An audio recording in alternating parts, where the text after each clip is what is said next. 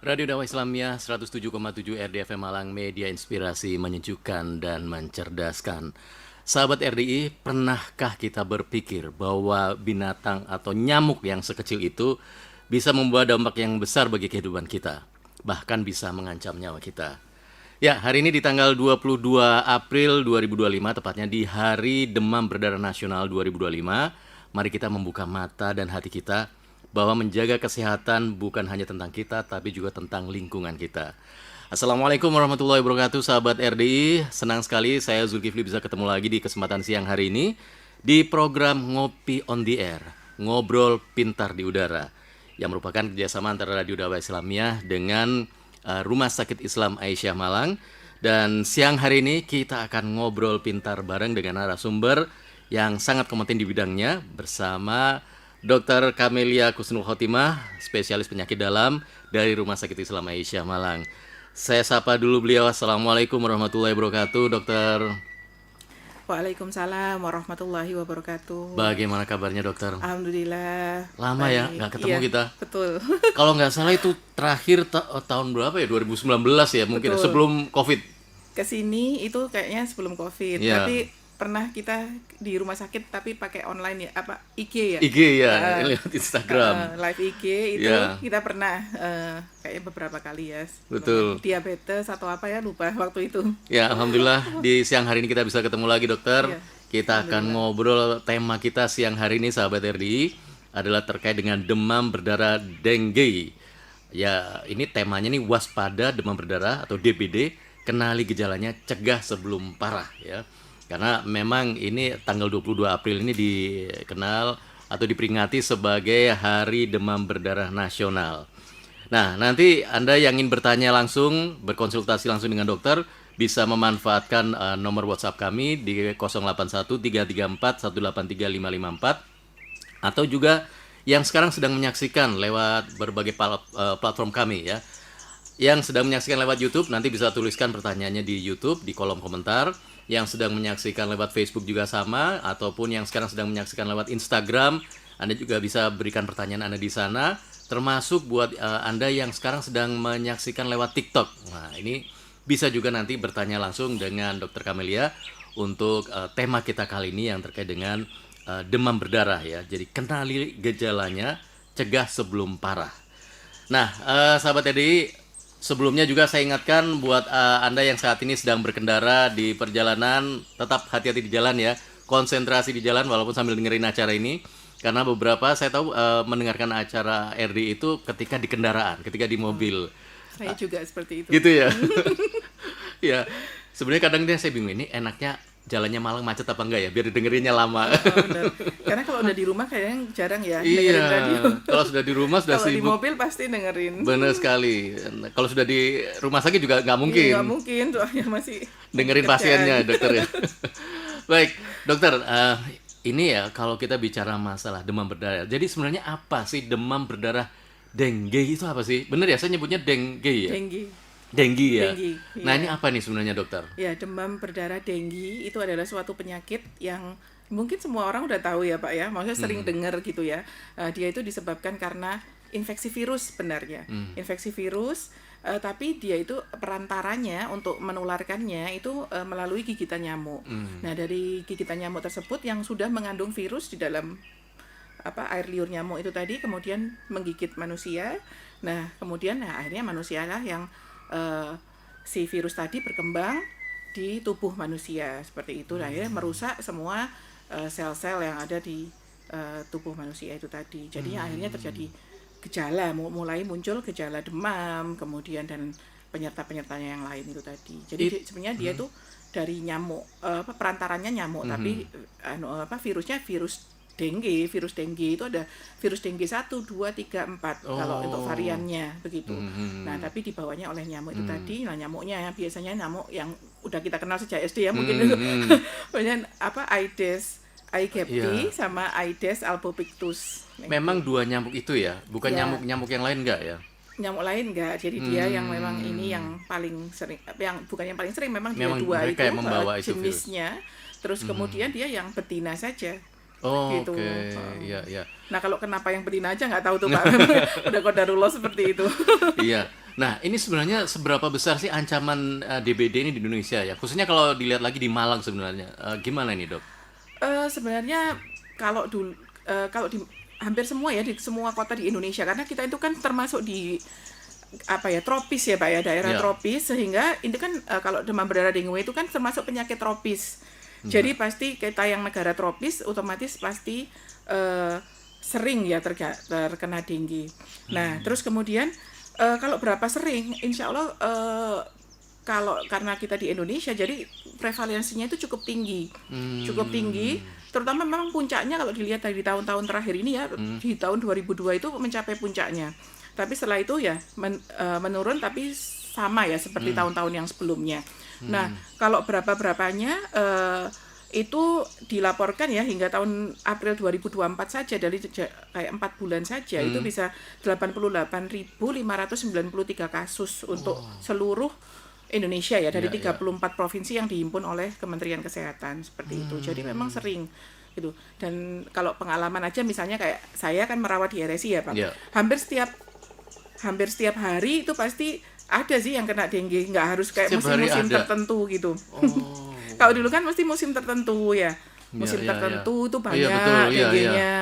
Terus musim apa tertentu itu jarang seperti itu. Nah, sekarang itu hampir setiap hari itu pasti ada yang dirawat karena dengue gitu. Tapi memang ada puncak-puncaknya di bulan-bulan tertentu seperti itu.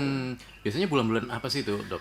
Biasanya di musim penghujan Hmm, itu kan ya banyak area-area yang tergenang, Ya. kayak apa misalnya sampah-sampah yang ada kaleng-kaleng atau apa itu Ya. kan tergenang air, sehingga itu sebagai tempat untuk apa tumbuhnya berkembang Berkembang biaknya, biaknya nyamuk tersebut seperti itu. Tapi sekarang juga dari Kementerian Kesehatan juga mengatakan bahwa musim pancaroba pun musim kemarau pun itu juga meningkat. Jadi Oh.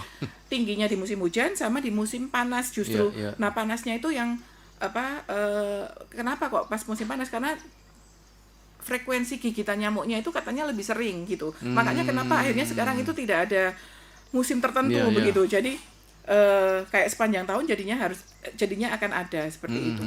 Cuma nanti banyak di bulan apa. Biasanya yaitu dari Januari, Februari, Maret kayak gitu. Sebelum-sebelumnya. Ya, ya. Gitu. Apalagi sekarang kalau dilihat musimnya ini agak kacau ini ya sekarang Ya, belakangan ini ya. Musim hujannya nggak selesai-selesai betul, nih. Ya, karena ya. itu juga jadi polanya jadi juga tidak bisa Iya. disamakan dengan pola-pola sebelumnya. Makanya harus waspadanya Iya, iya, setiap iya, saat begitu, waspada untuk pencegahannya seperti itu. Kalau dokter tahu nggak kenapa sih pemerintah menetapkan tanggal 22 April itu sendiri? Apa karena memang ada peningkatan belakangan ini sehingga akhirnya ditetapkan 22 April, atau karena apa kasus-kasus tertentu yang menyebabkan akhirnya udah deh tanggal 22 April gitu ya? Itu saya mohon maaf kurang tahu.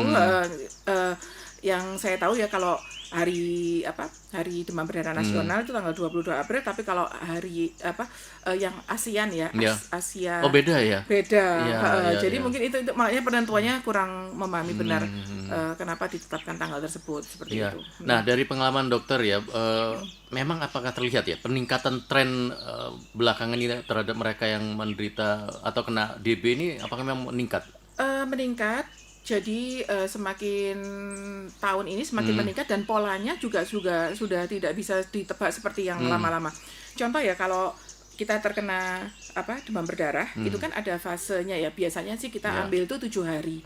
Nah, biasanya fase awal ini 1-4 hari itu yang demam tinggi, kemudian badannya sakit semua, ototnya sakit semua, persendian juga sakit, kemudian misalnya apalagi mual, muntah. Nah, itu di awal. Tapi Ya. biasanya saat itu trombosit masih normal, lab masih normal seperti itu. Nah, kemudian hari keempat sampai ke-6 biasanya itu masuk fase kritis namanya. Nah, fase kritis itu dia justru kenapa harus dirawat di rumah sakit, padahal kadang-kadang keluhan udah agak membaik gitu, Sudah udah nggak kelihatannya demam, sudah mereda ya. kelihatannya udah mereda, udah nggak demam, udah apa, tapi kenapa harus masuk rumah sakit? Karena Iya. di situ terjadi fase kritis itu tadi ada permeabilitas cairan ya yang keluar dari pembuluh darah. Nah, itu yang akhirnya menyebabkan takutnya kegawatan itu tadi. Misalnya shock itu bukan shock kaget gitu ya Pak, Iya. tapi shock itu maksudnya tanda-tanda vitalnya menurun, akralnya dingin, akral itu ujung-ujung tangan kaki itu dingin, terus tensinya rendah. Nah, itu itu memungkinkan di fase-fase kritis itu tadi. Nah, itu kan kalau itu kan bisa ditebak ya, nanti hari ke-7 dia pasti bagus, naik trombositnya, mulai harus pulang dan sebagainya seperti itu. Nah, sekarang karena dengan mungkin perubahan cuaca yang tidak menentu seperti ini, kemudian juga virusnya sendiri sepertinya juga sudah mengalami mutasi dan lain sebagainya ya. Jadi akhirnya kadang-kadang demamnya itu udah 10 hari, baru hari ke-10 baru turun trombositnya. Nah, itu yang nggak bisa ditebak. Kayak sakit demamnya udah 10 hari. Nah, itu memungkinkan. Kalau sekarang ini kadang-kadang susah ditebak. Tapi ya tetap kita dengan bantuan pemeriksaan fisik, dengan bantuan lab dan lain sebagainya, kita tetap bisa menentukan untuk kapan dia harus dirawat, kapan tidak, seperti itu. Jadi memang benar-benar perlu perhatian serius ya, karena juga ada perubahan-perubahan seperti itu, pola yang berubah dan sudah tidak mengenal musim lagi, yang tentunya ini perlu menjadi perhatian kita semuanya, kepedulian kita ya.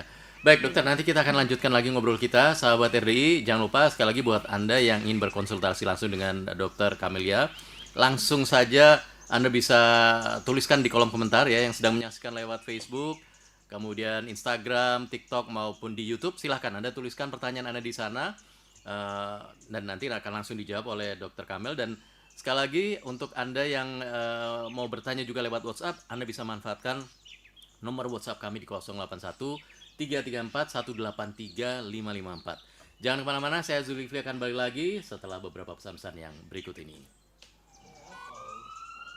Sahabat RDI, Ngopi on the Air, ngobrol pintar di udara bersama RSI Aisyah Malang akan kembali setelah pesan-pesan berikut ini.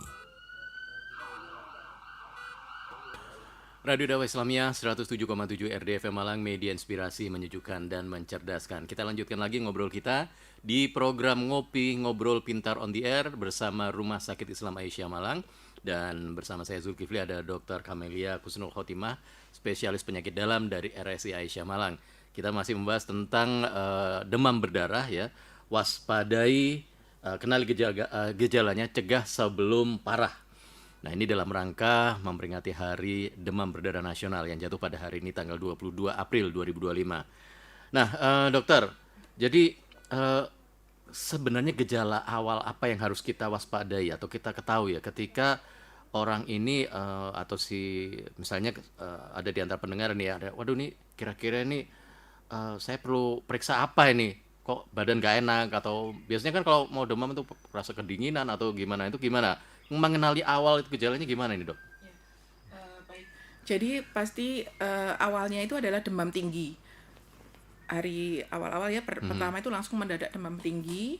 Kemudian biasanya dikasih penurun panas, masih demam lagi gitu. Nah, pokoknya nggak membaik. Terus kemudian disertai dengan nyeri-nyeri lainnya, misalnya nyeri otot, nyeri sendi, gitu sampai kayak sulit bergerak dan sebagainya. Itu biasanya menandakan suatu infeksi virus. Infeksi virus apapun biasanya gejalanya seperti itu. Contohnya misalnya kita flu, itu kan juga badannya sakit semua. Itu mirip-mirip seperti itu. Kalau flu-nya karena virus, nah hampir semua infeksi virus gejalanya mirip, hampir sama. Kemudian hanya saja kalau demam berdarah itu ya lebih berat, maksudnya lebih berat rasanya, lebih sakit semua, lebih sakit kepala misalnya. Kemudian selanjutnya lagi selain nyeri sendi tadi adalah mual, muntah, nggak bisa makan minum, kayak dikasih makan sedikit sudah muntah. Nah itu yang memang sebagai, dan mual muntah itu atau nyeri perut kadang-kadang. Beberapa pasien di RSI pernah ditemukan ya, jadi dia itu nyeri perut kanan bawah, justru demam dengan disertai nyeri perut kanan bawah.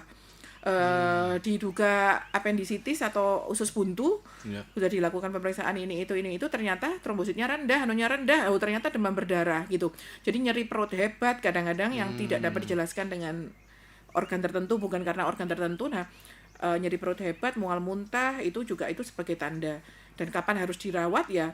Kalau tanda-tandanya tadi semakin berat, memang semakin berat, semakin nggak bisa makan minum. Nah, karena kan kunci pengobatan demam berdarah itu sebenarnya adalah cairan. Gitu. Itu pengaruh apa pengaruhnya sebenarnya dokter? Kenapa kok cairan ya, menjadi kuncinya itu? Tadi ya, karena dia itu kan waktu virus tersebut masuk ke dalam tubuh ke dalam tubuh ya, itu masuk ke kelenjar getah bening kita, terus kemudian ke sel-sel bereplikasi di tubuh kita, ke sel-sel tertentu, kemudian dari situ, kemudian sistem tubuh kita itu keluar sitokin, keluar kemokin dan sebagainya untuk ngelawan kan sebenarnya. Nah, akhirnya kemudian ada permeabilitas pembuluh darah ya yang terjadi peningkatan sehingga cairan-cairan yang ada di dalam pembuluh darah itu keluar ke jaringan. Seperti itu. Nah, akhirnya kan kurang cairan, darahnya pekat, kental. Sebenarnya kan jumlah trombositnya itu kan tetap kan terbacanya dari lab kan rendah ya. Tapi sebenarnya di dalam tubuh kita tuh sebenarnya jumlahnya ya banyak. Hanya saja dia mengalami seperti bergerombol gitu. Bergerombol banyak tapi bergerombol sehingga terbaca dari lab itu hanya satu kelompok gitu. Jadi akhirnya kan jadi tambah sedikit itu karena kental gitu. Kental sehingga kita harus mengganti cairan gitu. Kalaupun shock itu maksudnya yang saya sebutkan tadi ya, akralnya dingin, tensinya rendah. Nah, orangnya semakin lemah dan sebagainya. Nah, itu termasuk namanya dengue shock syndrome. Jadi itu yang terberatnya dari dengue, dari fase dengue, dari masuk fase kritis.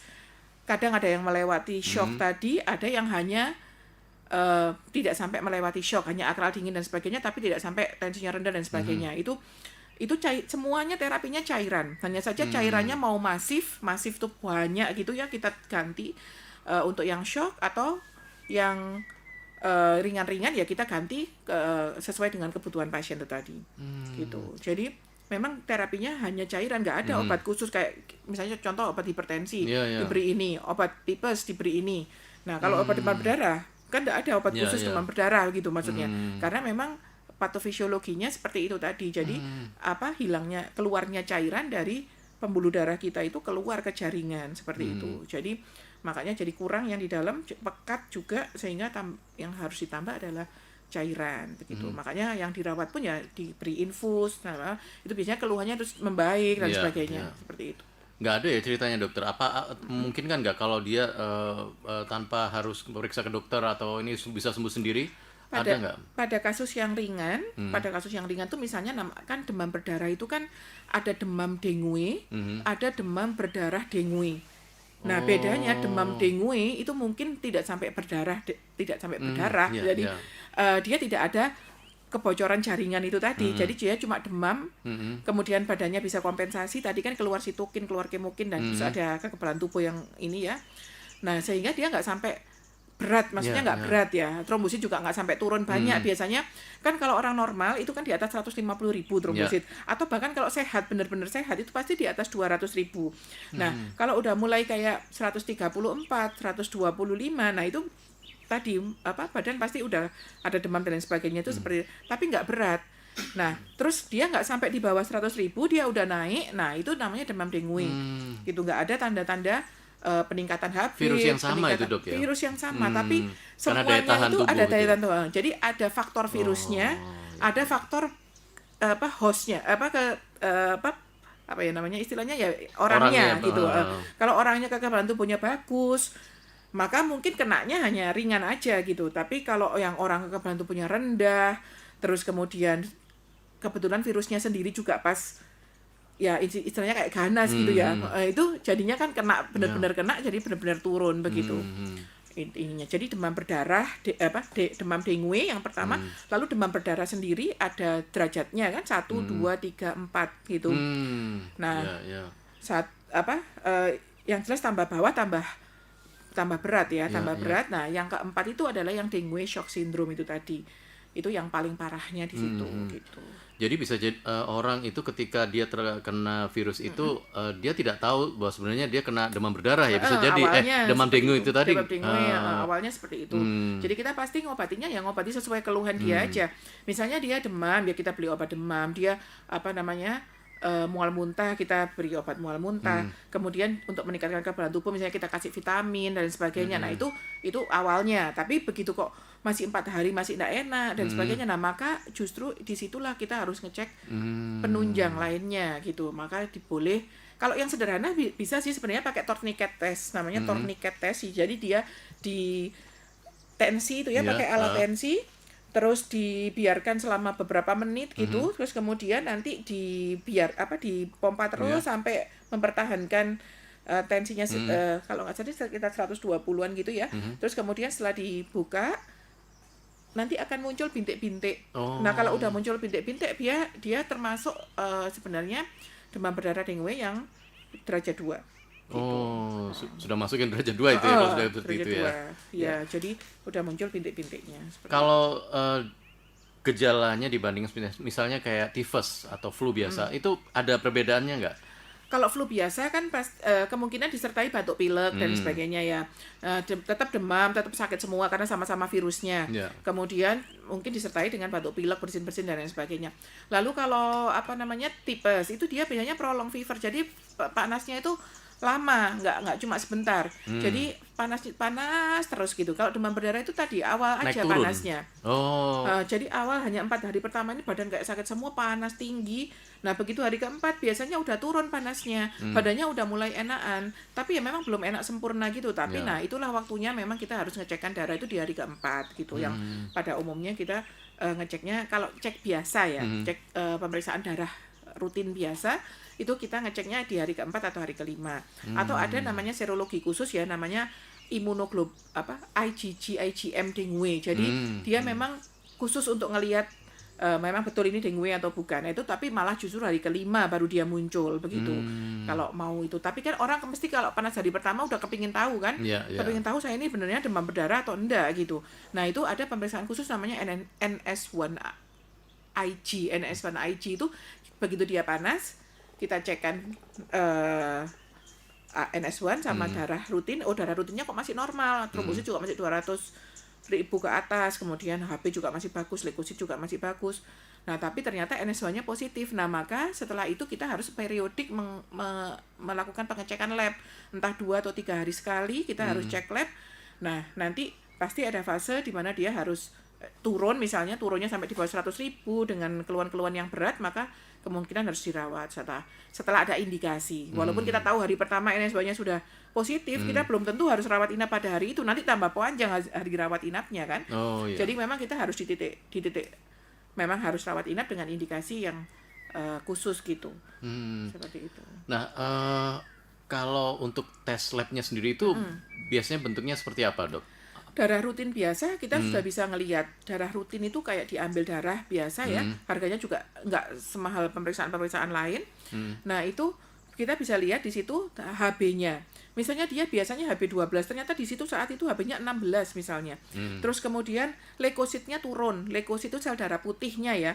Kalau orang normal itu biasanya 4.000 sampai 10.000. Tapi pada pasien demam berdarah itu biasanya dia udah mulai turun leukopenia, jadi leukositnya turun di bawah 4.000 seperti itu. Nah, terus kemudian trombositnya udah mepet-mepet turun. Kalau masih di atas 100.000 tadi itu ya masih boleh rawat jalan dan sebagainya. Tapi kalau sudah di bawah, nah kita takutnya ada perdarahan dan sebagainya, maka itu harus dirawat gitu. Jadi dari darah biasa namanya darah rutin atau darah lengkap lah kalau istilahnya di lab-lab. Di lab darah lengkap tuh bukan lengkap semua kolesterol dicek itu enggak, tapi darah lengkap itu hanya ngecek HB, leukosit, trombosit sama hematokrit. Jadi untuk ngelihat kepekatan darahnya itu dia pekat atau tidak gitu. Nggak bisa, Dok, ya kalau misalnya kayak waktu diperiksa lab seperti itu bisa ketahuan, oh ini ada virusnya, langsung ketahuan nih virus dengue gitu. Tadi dengan NS1-IG tadi. Pak khusus yang itu ya, pakai itu kalau ya. NS1 memang harganya agak lebih mahal, tapi beberapa kasus yang pas rame-ramenya kemarin ya, bulan Desember itu, kami sering mendapat rujukan dari puskesmas justru. Itu di situ ada kitnya. Ada kitnya untuk periksa IgM dengue sama untuk periksa NS1-IG. Kalau orang umum periksa itu mungkin harganya bisa 300.000 ke atas ya. Tapi kalau di puskesmas itu kan memang biasanya ada dari pemerintah ya, bantuan dari pemerintah subsidi. Jadi yang dirujuk ke kami itu kadang udah ada IgM dengue sama NS1-IG. Itu sudah ada di beberapa puskesmas gitu. Jadi kalau memang ada keluhan demam dan sebagainya, boleh ke puskesmas dulu, malah justru di puskesmas tertentu banyak ya, tapi itu ada alatnya. Gitu. Dan mungkin kalau di puskesmas kan nggak mungkin bayar ya, maksudnya nggak mungkin bayar yang ratusan ribu seperti itu. Jadi kan bisa dijangkau gitu loh maksudnya, untuk mengetahui ini demam berdarah atau tidak. Nah, sahabat RDI, silahkan untuk Anda yang ingin bertanya langsung dengan Dr. Kamel, silahkan Anda bisa memanfaatkan nomor WhatsApp kami di 081 334 183 554 ya. Sekali lagi di 081 334 183 554 ya. Atau bisa juga yang sekarang sedang menyaksikan lewat Facebook, Anda juga bisa tuliskan pertanyaan Anda di sana, termasuk juga yang sedang menyaksikan lewat Instagram, kemudian di TikTok, dan juga untuk yang sekarang sedang menyaksikan lewat TikTok ya. Silakan Anda bisa pergunakan kolom atau komentar di sini. Mumpung ini gratis ya. Ada dokter yang sampai nanti jam 1 akan menemani kita di program kita siang hari ini. Baik. Oh ya, ada hadiah juga nanti akan dibagikan buat sahabat RDI, buat yang ingin mendapatkan hadiah dari RSI Aisyah Malang.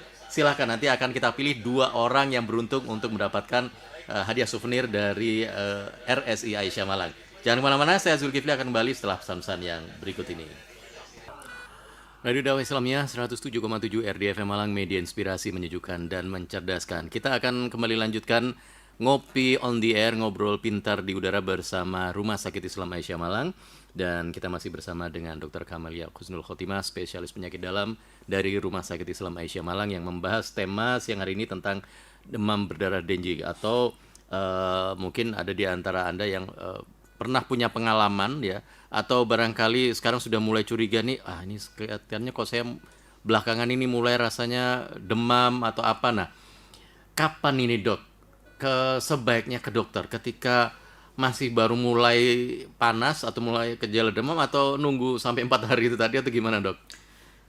Baik, jadi tetap kita kalau namanya sakit ya, demam yang misalnya kita udah minum paracetamol tapi juga belum membaik, masih naik turun dan sebagainya, disertai keluhan-keluhan lain yang kita jadi nggak bisa makan, jadi nggak bisa kerja misalnya seperti itu, nah otomatis ya tetap harus ke dokter hari berapapun ya, tergantung keluhannya itu tadi.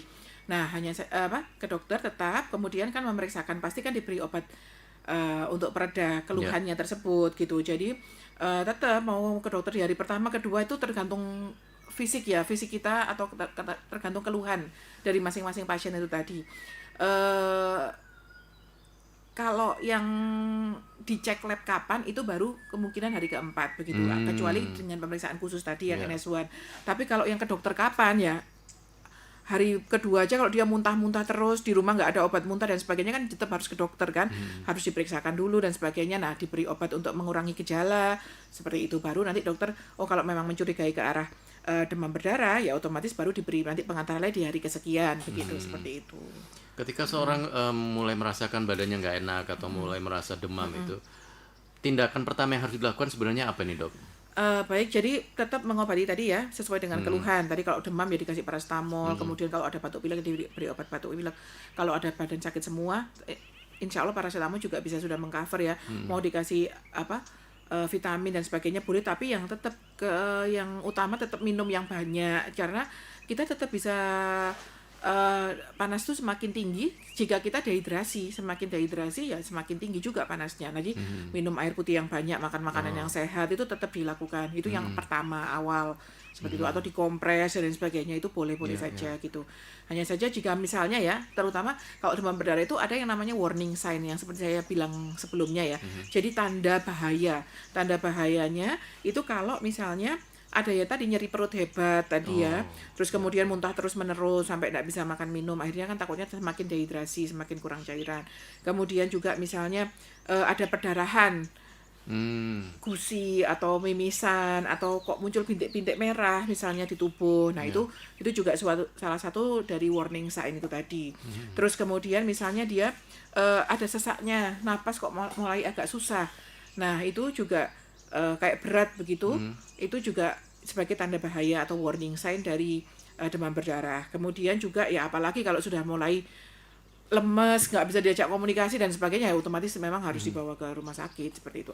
Terus akralnya juga dingin, jadi ujung-ujung jari, tangan dan kaki itu biasanya dingin gitu. Nah itu monggo dibawa ke rumah sakit karena memang itu salah satu dari tanda bahaya. Nah nanti perkara hasil labnya masih belum, harus rawat inap dan sebagainya, ya itu dipikirkan kemudian. Maksudnya tapi tetap harus tanda bahaya yang disebutkan kan kita nggak tahu ya itu bahaya atau enggak, kan mungkin dokter yang bisa menentukan ini bahaya atau tidak, harus dirawat atau tidak. Nah seperti itu.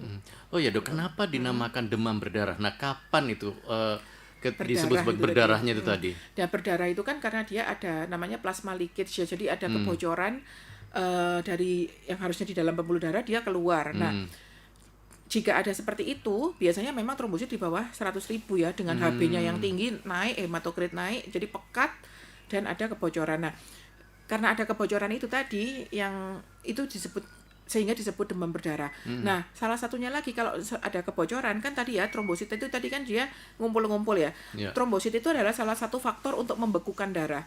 Ada 3 faktor yang untuk membuat darah kita ini ada di dalam pembuluh darah, tidak keluar ke jaringan. Itu ada 3 faktor. Salah satunya adalah trombosit. Nah, kalau trombositnya itu turun, maka kan memungkinkan terjadi perdarahan. Ya. Mimisan, perdarahan gusi, kemudian misalnya BAB-nya hitam, itu kan berarti perdarahan dari dalam, dari lambung gitu. Terus kemudian misalnya kalau perempuan ya, bukan jadwalnya menstruasi, tapi dia menstruasi di hari tersebut. Nah, di saat trombositnya rendah itu tadi, nah itu bukan menstruasi, tapi dia justru perdarahan mestinya seperti itu gitu. Tapi Misalnya seminggu yang lalu udah mens, ternyata dia kena demam berdarah nih sekarang, terus dia keluar lagi berdarah. Nah, itu belum tentu dia menstruasi, tapi mungkin dari demam berdarahnya itu tadi, kalau memang trombositnya rendah. Nah, kalau yang kayak bintik-bintik saja itu tadi ya, apalagi dipicu dari yang saya bilang tourniquet test tadi, yang dipicu itu kan dipicu, nggak muncul sendiri ya. Nah, itu kadang-kadang 100, 90 itu udah muncul kayak gitu. Nah, kalau yang benar dia muncul spontan, perdarahan juga spontan, biasanya di bawah 50.000, trombosit di bawah 50.000, dia mungkin akan ada perdarahan spontan di mana saja ya, di seluruh tempat yang memungkinkan terjadinya perdarahan gitu. Termasuk kalau sikat gigi tiba-tiba perdarahan gusi kok banyak, biasanya cuma sedikit tapi terus kok banyak, atau biasanya enggak pernah terus kok ada. Nah, itu mimisan, bintik muncul secara otomatis bior gitu. Kemudian beraknya hitam atau ada perdarahan di saluran menstruasi itu tadi. Baik dokter, ini ada pertanyaan yang sudah masuk ya. Jadi untuk sahabat RD yang mau bertanya silahkan ya, masih bisa dimanfaatkan nomor WhatsApp kami di 081334183554, atau yang sedang menyaksikan lewat Facebook, Instagram, TikTok maupun YouTube, silakan juga bisa bertanya di situ. Dan jangan lupa di-share karena ini akan menjadi ladang pahala bagi kita sehingga lebih banyak lagi yang aware tentang demam berdarah ini. Baik, ada 2 hadiah ya dari RSI untuk 2 orang yang beruntung siang hari ini. Ini ada pertanyaan dokter dari Tari yang ada di Blimbing. Assalamualaikum Dr. Kamelia dan RDI. Waalaikumsalam warahmatullahi. Terima kasih sudah diberi kesempatan bertanya. Bagaimana cara mencegah virus DBD dalam kehidupan sehari-hari? Apakah boleh pakai lotion anti nyamuk tiap hari? Oke, ya ini juga nih, saya juga membayangkan ini kalau musimnya banyak terus musimnya ya. seperti itu ya. Gimana nih, Dok? Jadi tetap ya, kalau dulu kan ada gerakan 3M, ya mungkin sekarang pun juga ada ya. Gerakan 3M itu semua yang kayak kaleng-kaleng bekas dan sebagainya itu jangan sampai menjadi tampungan air. Nah, itu yang memang lingkungannya yang harus dibersihkan. Pokoknya semua tempat penampungan air itu harus dibersihkan secara rutin. Misalnya contoh vas bunga yang di ruang tamu ada airnya sedikit. Nah, itu tetap harus secara periodik harus diganti. Karena mungkin saja jentiknya itu ada di situ. Kemudian misalnya yang punya kolam ikan ataupun kolam akuarium dan sebagainya. Nah, itu juga sama. Jadi diamati ada jentik atau tidak. Kemudian harus dibersihkan secara periodik. Bak mandi misalnya. Nah, itu juga sama kan, ada bak mandi yang tampungan. Kalau sekarang sih mungkin banyak yang shower ya, tapi kan tetap ada yang bak mandi yang tampung ya, ditampung. Jadi ya itu juga harus diperhatikan karena kadang-kadang kan memang ada jentik-jentiknya kan, ada yang uget-uget gitu. Nah, biasanya kan kalau kita ke tempat umum ya, Pak, itu kan ada bak yang isinya air tapi banyak kayak apa ya istilahnya itu, kayak uget-ugetnya gitu. Nah, itu kan juga ya itu nanti kan jadi akhirnya kan jadi tempat perkembangan itu tadi si nyamuk itu tadi seperti itu. Nah, itu harus diganti. Nah, itu untuk langkah yang sehari-hari. Memang ya dari faktor kebersihan saja ya, itu juga harus diganti setiap hari agar nggak jadi sarang nyamuk. Itu aja sih sebenarnya yang punya kolam dan lain sebagainya. Terus kemudian yang kedua tadi kan faktor lain itu kan kekebalan tubuh kita sendiri. Jadi kita tingkatkan kekebalan tubuh kita. Misalnya banyak sayur, banyak buah, banyak protein ya. Itu bisa meningkatkan kekebalan tubuh. Jadi kita memang waspada, kalaupun digigit itu nggak sampai jadi sakit gitu maksudnya seperti itu, karena antibodi kita udah nyerang ke virusnya tersebut. Kemudian langkah berikutnya misalnya satu lagi, vaksin sekarang juga bisa, vaksin itu juga bisa. Terus tadi pakai repellent juga boleh, Ya. karena kita memang nggak tahu musimnya. Jadi Betul. misalnya kalau kita tuh mau ke tempat-tempat yang alam terbuka gitu ya misalnya, nah itu pakai repellent boleh gitu. Nah kalau setiap hari dipakai apa boleh atau enggak? Nah tergantung ya. Kalau memang dia pakai repellent itu ternyata ada alergi, ada sensitif terhadap bahan repellent tersebut, ya otomatis tidak diperbolehkan. Ya. Karena takutnya malah jadi reaksi kulitnya.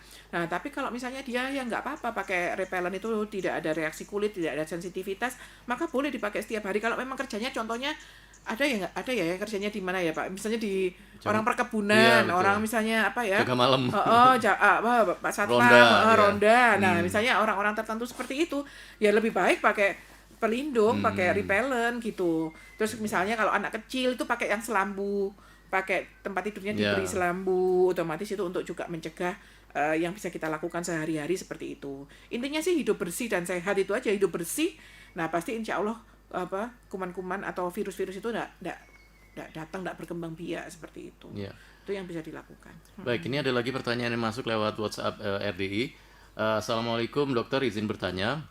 Waalaikumsalam warahmatullahi wabarakatuh. Saat anak saya dikatakan trombosit turun oleh dokter, dicekkan IgM Salmonella, bukan IgM dengue. Nah, saya pernah mendengar jika IgM Salmonella positif saat terinfeksi dengan dengue adalah positif palsu. Apakah benar? Dan jika memang positif, apakah perlu diberi terapi antibiotik? Terima kasih. Baik. Jadi gini, kalau kita memang mencurigainya demam berdarah, ya mestinya yang dicekkan IgG, IgM dengue, IgG, IgM dengue kalau bahasa Indonesianya seperti itu ya. Nah, karena kan kita mau tahu dengue-nya kan, gitu ya. Jadi yang spesifik ya pastinya IgG, IgM dengue. Nah, lalu kalau misalnya kok dokter itu memeriksakan IgM Salmonella, mungkin dokter tersebut ada kecurigaan, ada infeksi double infeksi. Maksudnya dia kok tetap panas seperti yang saya ceritakan ya Pak ya. Kan sebelumnya panas tuh pasti 4 hari kemudian trombosit turun. Nah, itu ada yang sampai 10 hari panas terus. Nah, maka mungkin dokter akhirnya mencurigai apakah ini ada tumpangan enggak dengan infeksi-infeksi lain. Misalnya takutnya memang ada tipesnya begitu. Nah, maka mungkin dokter tersebut memeriksakan IgM Salmonella. Nah, kalau memang IgM Salmonella positif, kan nilainya kalau nggak salah ya, IgM Salmonella harus di atas 6 ya untuk dikatakan positif. Nah, maka ya tetap menurut saya tetap kita terapi double terapi, maksudnya yang demam berdarahnya kita obati sebagai demam berdarah dengan memenuhi kebutuhan cairannya. Kemudian yang IgM Salmonella positif dan dia misalnya memang masih panas terus, sudah lewat harinya panas harusnya. Nah, itu maka ya boleh, maksudnya tetap diberi antibiotik gitu untuk mengatasi tipesnya. Jadi ada double infeksi. Beberapa pasien memang seperti itu. Kadang sudah lewat harinya, sudah lewat trombosit sudah turun, sudah naik lagi, harusnya kan sudah tidak demam mestinya. Ya. Nah, ini dia masih demam aja terus. Nah, itu ada memang begitu diberi antibiotik ternyata memang dia turun. Setelah kita buktikan ya bahwa dia memang ada tumpangan infeksi lain, maksudnya infeksi tipoidnya itu tadi, tipesnya itu tadi. Nah, akhirnya kalau terbukti secara IgM Salmonellanya tinggi juga, nah berarti ya kita memang masuk antibiotik begitu.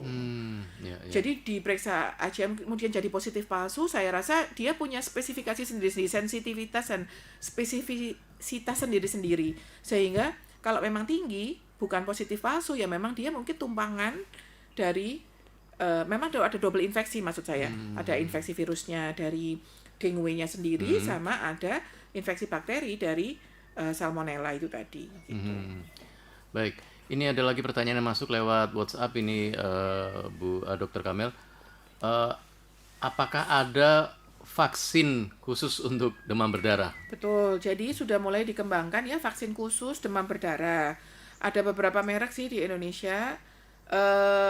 Boleh kalau memang, jadi ada 2 ya jenis vaksin. Yang satunya itu memang hanya dikhususkan untuk pasien yang pernah kena demam berdarah sebelumnya untuk mencegah jika kena demam berdarah lagi biar nggak parah gitu. Karena gini, pada orang yang sudah 2 atau 3 kali kena demam berdarah, di infeksi kedua ketiganya itu pasti lebih parah daripada infeksi yang pertama. Makanya kenapa diberi vaksin gitu ya, divaksinasi. Nah, untuk ada satu merek vaksin tertentu itu memang harus dicek dulu serologinya dan sebagainya, akhirnya baru divaksin begitu. Nah, ada yang vaksin yang lainnya itu dia tidak harus dicek serologinya, jadi langsung diberi vaksin. Pokoknya dia memang untuk mencegah baik untuk infeksi primer ataupun infeksi sekunder gitu. Jadi diberi vaksin itu tadi ada. Sekarang ada. Kalaupun di RSI pun ada, Pak. Jadi kami kan punya klinik vaksin ya. Jadi di klinik vaksin tersebut melayani segala jenis vaksin, ataupun misalnya ke dokter penyakit dalam yang ada di RSI juga insya Allah kita juga melayani vaksin tersebut. Atau di rumah sakit mana yang memang ini juga bisa, Pak. Maksudnya sudah banyak digunakan untuk vaksin denggi.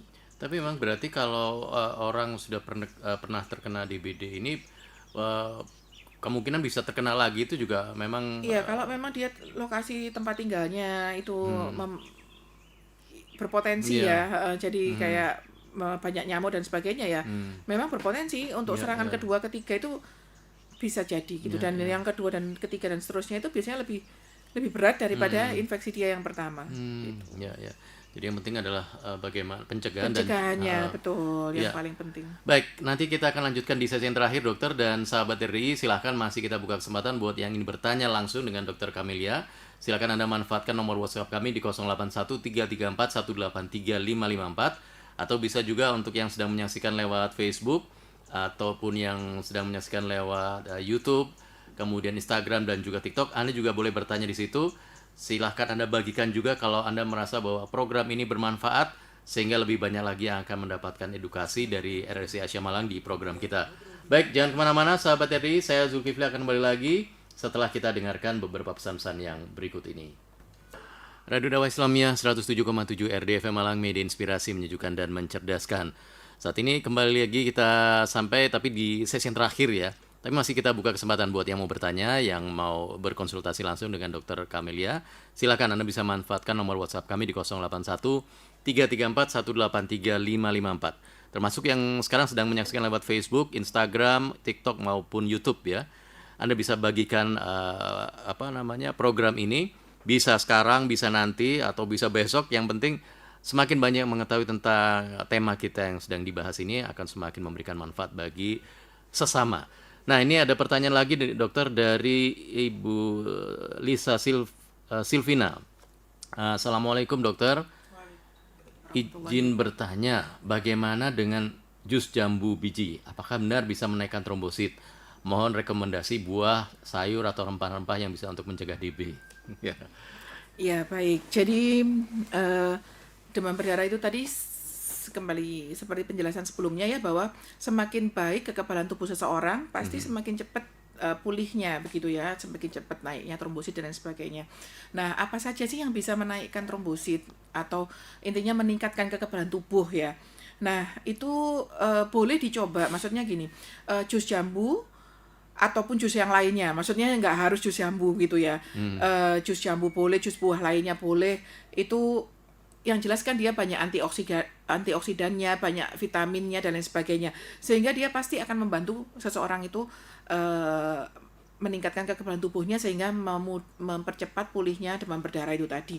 Nah, lalu misalnya saya juga kalau ke pasien sendiri mesti boleh dibantu madu, boleh dibantu habatus sauda, boleh dibantu ekstrak angka dan lain sebagainya. Itu silakan. Jadi pokoknya boleh lah, itu kan semuanya juga baik ya, jadi untuk kesehatan. Jadi boleh, jadi jus apa saja boleh, yang penting tidak boleh gula terlalu banyak dan sebagainya. Jadi jusnya itu bagus, buah segar pun tidak harus di jus itu juga bagus. Nah, kalau secara penelitian masalah soal jambu ini tadi ya, nah maka yang justru ada penelitiannya itu adalah justru daun jambunya begitu. Daun jambunya yang meningkatkan trombosit seperti itu. Nah, itu pun ada sekarang di RSI pun juga ada, di apotek lainnya mungkin juga ada, namanya PCDI. Ya ini merek tertentu ya. Itu memang yang diteliti adalah daun jambunya yang meningkatkan. Jadi mau nanti direbus, kemudian nanti kalau bikin sendiri ya ndak harus yang kapsul tadi, direbus kemudian daun jambunya itu airnya diminum itu juga boleh-boleh aja. Jadi semuanya itu kan ikhtiar aja, ikhtiar untuk gimana caranya meningkatkan kekebalan tubuh kita begitu. Jadi nggak harus sih, harus kalau kan apa ya mitosnya ya. Mitos yang berkembang itu kan kalau demam berdarah ya udah minum jus jambu dan sebagainya. Tiap hari dikasih jus jambu. Nah, sebenarnya ya karena dia banyak vitaminnya, banyak antioksidan itu membantu kekebalan tubuh kita. Tapi mau jus apa aja sebenarnya kan juga bagus semua begitu intinya. Tapi kalau yang memang diteliti khusus tadi justru daun jambunya. Jadi gitu seperti tadi. ini ya, kalau daun jambu itu seperti kalau orang yang diare ya, itu juga biasanya pakai Tuh juga daun jambu ya. di rebusan air daun jambu ya seperti itu. Ya. Oke, jadi itu. Nah, sekarang mengenai pantangan, ini ada juga yang bertanya nih dokter. Assalamualaikum dokter, apakah ada pantangan bagi orang yang sedang menderita DBD? Ya, pantangan makanan mungkin maksudnya ya. Ya, intinya sih nggak ada pantangan tertentu kecuali dia ada komplikasi ya. Misalnya contoh dia mual muntah, dia nyeri ulu hati. Nah, otomatis yang nggak boleh dimakan kan ya pedes. Oh iya. Misalnya yang kecut, kemudian apalagi ya misalnya ya kopi kayak gitu kan itu melukai lambungnya sendiri. Jadi kalau demam berdarahnya sendiri sehat ya, maksudnya bukan sehat ya. Demam berdarahnya sendiri dia tidak ada komplikasi mual muntah dan sebagainya, hanya misalnya badannya sakit semua dan sebagainya, maka boleh aja, nggak ada pantangan khusus sih sebenarnya gitu. Boleh apa saja pokoknya yang bisa meningkatkan kekebalan tubuh.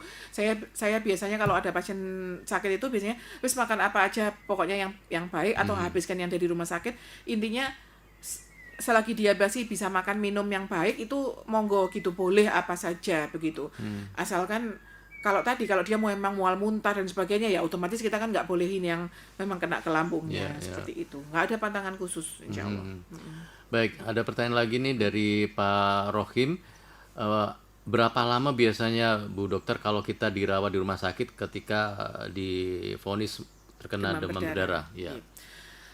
Dirawat inap memang idealnya 3-5 hari, maksudnya begini, tergantung ya trombositnya dan tergantung dia datang ke rumah sakit dalam fase apa. Kalau dia fasenya itu masih belum masuk fase kritis, memang lama rawatnya akhirnya jadi lebih panjang, misalnya bisa 4 atau 5 hari. Tapi kalau dia memang datang sudah fase kritis, contoh tadi yang trombositnya memang sudah di bawah 100.000, maka mungkin 3 hari 4 hari itu sudah maksudnya sudah pulih kembali begitu. Nah, kalau harus berapa lama dirawat, insya Allah tidak ada patokan khusus. Kita pasti melihat klinis pasiennya ya.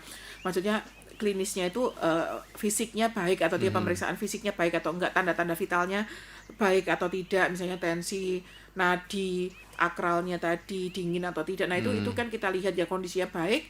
Nah, disertai dengan peningkatan jumlah trombosit atau menurunnya HB, menurunnya hematokrit, meningkatnya leukosit, meningkatnya trombosit, maka itu mungkin kita sudah bisa sudah rawat jalan begitu. Jadi tidak ada patokan khusus, tapi memang biasanya 3 dan paling lama itu mungkin 5 hari.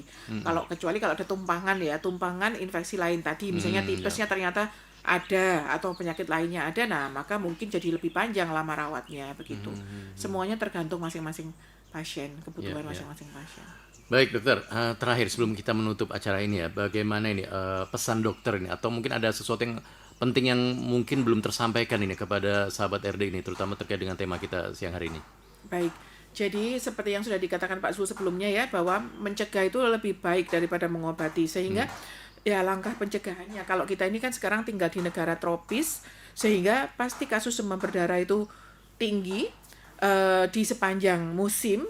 Sehingga untuk mencegahnya pertama ya kita harus mempersiapkan diri kita sendiri agar kekebalan tubuh kita ini baik terus untuk melawan virus ataupun bakteri ataupun parasit yang masuk ke dalam tubuh kita seperti itu. Nah, dengan apa? Dengan makanan-makanan yang sehat, dengan olahraga yang teratur, kemudian kita kondisikan lingkungan sekitar kita itu tetap bersih, tidak sebagai menjadi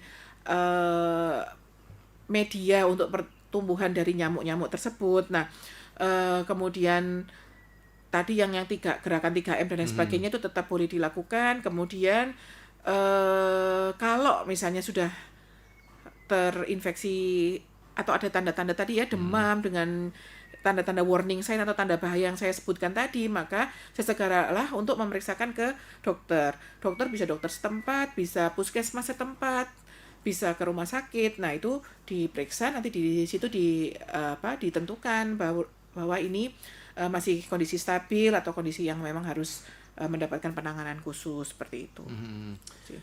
Ya, terima kasih banyak nih dokter sudah banyak memberikan pandangan buat kita, wawasan buat kita semuanya. Mudah-mudahan ini bisa menambah ya pengetahuan kita sahabat RI tentang demam berdarah dengue ini ya. Jadi silahkan kalau tadi yang disebutkan oleh dokter ada tanda-tanda yang sudah menjurus ke arah sana, silahkan langsung diperiksakan. Oh ya ngomong-ngomong dokter, kalau praktik di RSI biasanya hari apa dan jam berapa biasanya? Saya Di RSI Aisyah. Senin sampai Sabtu. Senin sampai Sabtu, Iya, tiap hari ya? Tiap hari. Ya, Liburnya dari jam hari. berapa? Kalau untuk poli eksekutif saya di jam 7 sampai jam 8 setiap hari. Untuk poli reguler di jam 8 hingga jam 2 siang. Ini sedang renovasi ya, RSI Aisyah ya? Ya, mohon doanya agar lancar. Besok Amin, kalau sudah amin. jadi insya Allah mudah-mudahan menjadi pilihan dari umat muslim. Iya. Saya lihat sekarang jadi kalau padahal belum jadi ini ya, tapi udah terasa lebih nyaman lagi nih kelihatannya dengan Ya, mudah-mudahan tampilan yang ya. baru ini ya. Insya Allah pembangunan kurang lebih 18 bulan kalau untuk poli Iya. barunya. Tapi kalau untuk beberapa fasilitas lainnya insya Allah Juni itu ada yang sudah pada jadi. Alhamdulillah. Tapi kalau untuk yang poli gedung yang sekarang dihancurkan itu insya Allah 18 bulan sampai mungkin paling lama 2 tahun itu ya. Mohon doanya itu akan dibangun 10 lantai untuk Masya poliklinik Allah. Iya, ya, iya. untuk pengembangan poliklinik seperti itu. 10 lantai itu berarti yang gedung yang mana itu? Yang di Yang sekarang dihancurkan itu, yang ujung iya, iya. pojok. Yang pojokan itu ya? Pojokan. Iya. Oke, mau dijadikan 10 lantai. Insya Allah gitu. Mudah-mudahan bisa menjadi solusi ya bagi masyarakat Malang khususnya umat Islam yang ingin berobat, yang ingin memeriksa kesehatannya bisa segera. Kita tunggu, kita doakan bersama mudah-mudahan Amin. segera Amin, Mas. selesai pembangunannya ya. Amin, terima kasih doanya. Amin amin. Nah, sahabat tadi, jadi marilah kita menjadi bagian dari solusi.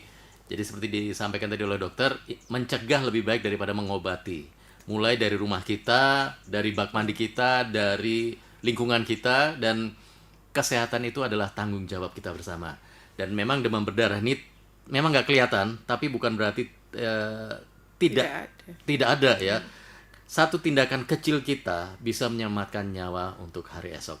Saya Zulkifli, pamit undur diri. Terima kasih banyak. Simak terus Radio Dakwah Islamia di 107,7 FM dan program Ngopi Ngobrol Pintar on the Air bersama RRI Aisyah Malang. Terima kasih sekali lagi Dr. Kamelia Husnul Khotimah. Salam buat semua teman-teman yang ada di RSI Aisyah. Insyaallah. Sukses selalu dan sahabat RDI kita tutup dengan doa kafaratul majelis. Subhanakallahumma wa bihamdika asyhadu an la ilaha illa anta astaghfiruka wa atubu ilaik. Assalamualaikum warahmatullahi wabarakatuh.